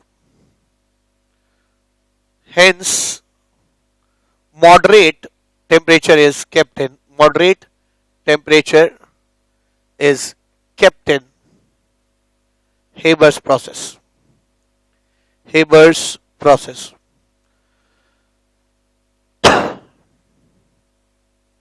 अगली चीज क्या, तो ठीक है टेम्परेचर के बारे में तो हम लोगों ने देख लिया कि है ना क्या करना है, बहुत लो टेम्परेचर रखने पर ऑफ रिएक्शन बहुत स्लो हो जाएगा, इसलिए आप बहुत लो भी नहीं रख सकते, आपको हमेशा इसमें क्या रखना पड़ेगा, मॉडरेट टेम्परेचर रखना पड़ेगा। और अगली चीज क्या, प्रेशर की बात करिए, अगर आप प्रेशर हाई कर देंगे तो रिएक्शन प्रेशर कम करने के लिए, देखिए गैस है ना, गैस के लिए बहुत इजीली आप बता सकते हैं PV is equal to NRT है, प्रेशर और मोल्स डायरेक्टली प्रोपोर्शनल है। तो अगर आपने प्रेशर बढ़ाया तो सिस्टम प्रेशर को घटाने की कोशिश करेगा। प्रेशर कैसे घटेगा, जब मोल घट जाए। मोल कब घट रहे हैं, जब हम फॉरवर्ड डायरेक्शन में जाए, क्योंकि पहले 4 मोल थे, अब कितने पे रह गए, 2 मोल रह गए हैं, ठीक है। तो मैं कह सकता हूं कि प्रेशर बढ़ाने पर है ना रिएक्शन कहां जाएगा, फॉरवर्ड डायरेक्शन में जाएगा, ताकि क्राउडिंग को कम कर सके, ठीक है, क्राउडिंग को कम कर सके या नंबर ऑफ मोल्स को कम कर सके, ठीक है। तो मैं क्या कि favourable condition for Haber process क्या हो जाएगा, मैं फिर से लिख रहा हूं, favourable condition for Haber's process is moderate temperature and high pressure, अगर मॉडरेट टेम्परेचर और हाई प्रेशर होगा तो रिएक्शन बड़ी आसानी से है ना ज्यादा से ज्यादा आपकी अमोनिया की ईल्ड होगी। तो कहीं ना कहीं आपने देख लिया कि कैसे ला शताले प्रिंसिपल को यूज करके हम प्रैक्टिकल कंडीशंस में है ना फेवरेबल कंडीशन किसी भी रिएक्शन की प्रिडिक्ट कर सकते हैं, चाहे वो है ना एलोट्रोपिक ट्रांसफॉर्मेशन हो, चाहे वो है ना सॉलिड से लिक्विड का फेज चेंज हो, चाहे वो लिक्विड से गैस का फेज चेंज हो, चाहे वो कोई इंडस्ट्रियल प्रोसेस ही क्यों ना हो, आप ला शताले प्रिंसिपल यूज करके है ना बहुत कुछ प्रिडिक्ट कर लेते हैं कि किधर रिएक्शन जाएगा किधर नहीं जाएगा। अगली चीज क्या, आइए एक क्वेश्चन करते हैं। क्वेश्चन है the equilibrium constant for a reaction at 25 degree Celsius.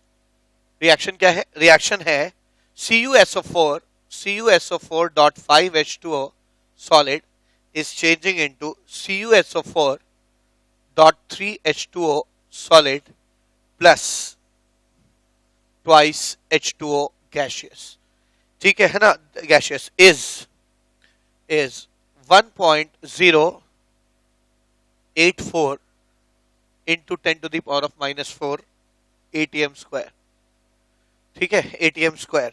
find out under what condition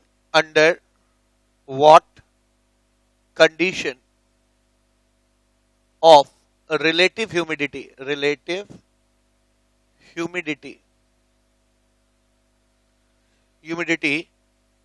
CuSO4.5H2O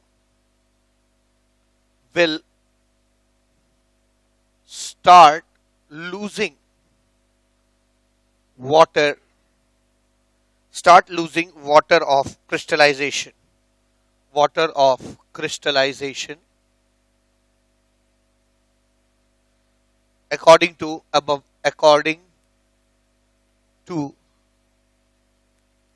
reaction.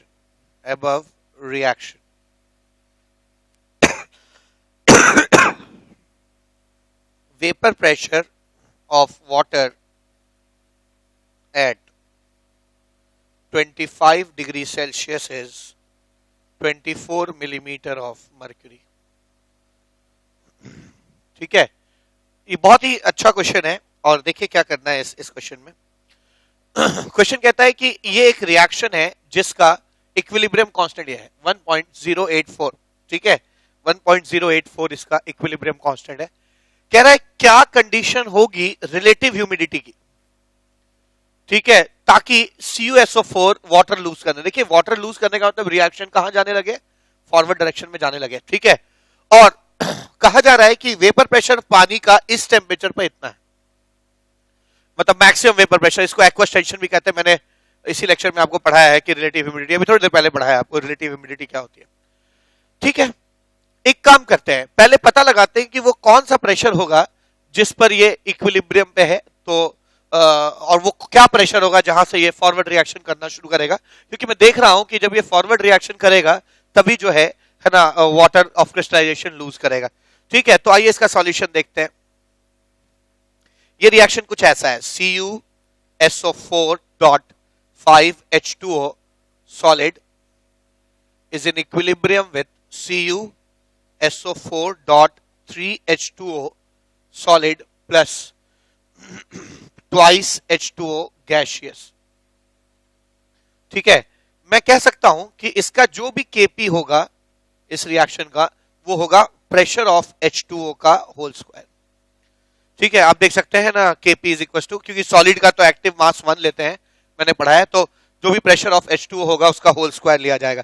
Kp की वैल्यू है कितनी, Kp की वैल्यू है 1.084 into 10 to the power of -4 is equals to pressure of H2O का whole square.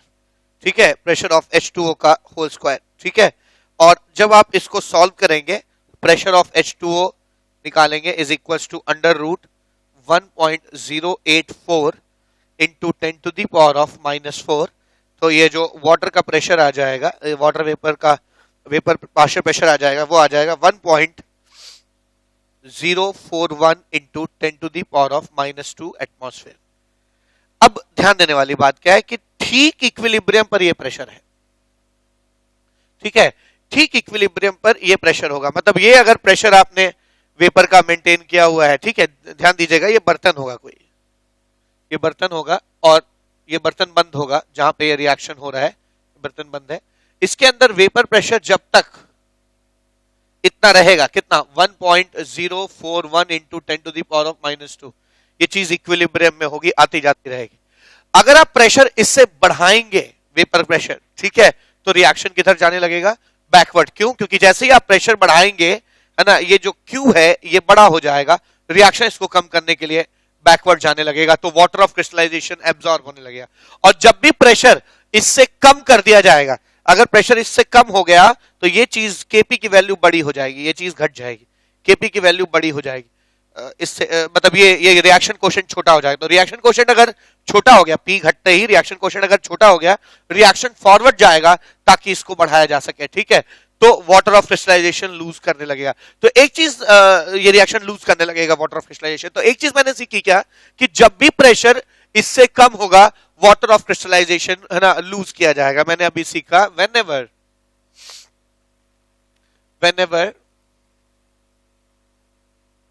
whenever pressure of vapor is less than 1.041 into 10 to the power of -2 atmosphere, reaction will lose water of crystallization.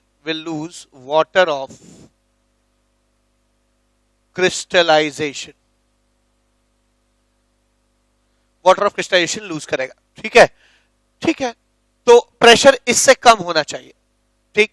Pressure अगर इससे कम होगा तो water of crystallization loose किया जाएगा। ठीक है, एक काम करते हैं, इस प्रेशर को मैं ना 760 mm मल्टीप्लाई कर दूं ताकि ये मिलीमीटर ऑफ मरकरी में चेंज कर जाए, क्योंकि ना वाटर का जो वेपर प्रेशर एमएम में ही दिया हुआ है। ठीक है, तो इसको आप इसमें मल्टीप्लाई कर देंगे तो मैं कह सकता हूं कि जब भी पानी का वेपर प्रेशर इस बर्तन के अंदर है ना, आप इसको मल्टीप्लाई करेंगे तो 8 मिलीमीटर ऑफ मरकरी आ जाएगा। जब भी पानी का वेपर प्रेशर इसके अंदर 8 मिलीमीटर ऑफ मरकरी से कम होगा, ठीक है, रिएक्शन जो है वाटर ऑफ क्रिस्टलाइजेशन लूज करना शुरू करेगा। ठीक है, एक काम करिए, जो आपको मालूम है कि रिलेटिव ह्यूमिडिटी कैसे निकलती है, जो भी वेपर प्रेशर है डिवाइड बाय जो मैक्सिमम वेपर प्रेशर हो सकता है, जिसको हम लोग है ना एक्वस टेंशन कहते हैं। अभी थोड़ी देर पहले मैंने आपको बताया कि इसको एक्वस टेंशन कहते हैं, जो मैक्सिमम वेपर प्रेशर हो सकता है। ठीक है, तो दोनों तरफ एक्वस टेंशन से डिवाइड करिए। क्या लिख सकते हैं आप? PH2O divide by 24, 8 mm divide by 24, दो तरफ 100 से मल्टीप्लाई कर दीजिए। ये कितना आ जाएगा? ये आ जाएगा 33.33%। और ये pressure of water by maximum vapour pressure of water by maximum vapour pressure into 100 is called relative humidity. ठीक है, परसेंटेज ऑफ रिलेटिव ह्यूमिडिटी। तो रिलेटिव ह्यूमिडिटी का जो परसेंटेज है वो आप देख सकते हैं, जब भी 33.33% से कम होगा, ठीक है, वाटर इस रिएक्शन में, ये रिएक्शन वाटर लूज करना शुरू करेगा। ठीक है, ये वाटर रिएक्शन लूज करना शुरू करेगा। मैं फिर समझा दूं आपको, मैंने क्या किया, मैंने पता लगाया कि कब इक्विलिब्रियम में होगा। इक्विलिब्रियम के लिए प्रेशर जो निकल के आया है वो इतना निकल के आया है, यानी अगर मैं इस प्रेशर को बढ़ाऊंगा तो रिएक्शन बैकवर्ड जाएगा, और अगर प्रेशर इससे कम हो गया तो उसकी भरपाई करने के लिए रिएक्शन किधर जाएगा? फॉरवर्ड। अब मुझे पता चला कि ये वेपर प्रेशर जो है एक्चुअली 8 mm है। ठीक है, 8 मिलीमीटर ऑफ मरकरी के बराबर है। तो ठीक है, मैंने कहा कि वाटर वेपर का प्रेशर 8 mm से जब भी कम होगा रिएक्शन फॉरवर्ड आता जाएगा। ठीक है, मैंने फिर इसको एक्वस टेंशन में दोनों साइड डिवाइड किया, दोनों साइड 100 से मल्टीप्लाई किया। इस चीज को कहते हैं रिलेटिव ह्यूमिडिटी का परसेंटेज, और ये भी रिलेटिव ह्यूमिडिटी है जो कि 33.33% निकल के आई। तो मैंने सीखा कि जब भी रिलेटिव ह्यूमिडिटी 33.33% से कम होगी, है ना, जो रिएक्शन है हमारा, the reaction will lose water of क्या? क्रिस्टलाइजेशन। ठीक है, तो आज इस लेक्चर में इतना ही, मिलते हैं अगले लेक्चर में और बात करते हैं इक्विलिब्रियम के थर्मोडायनेमिक्स की। तब तक के लिए thank you so much, have a nice day.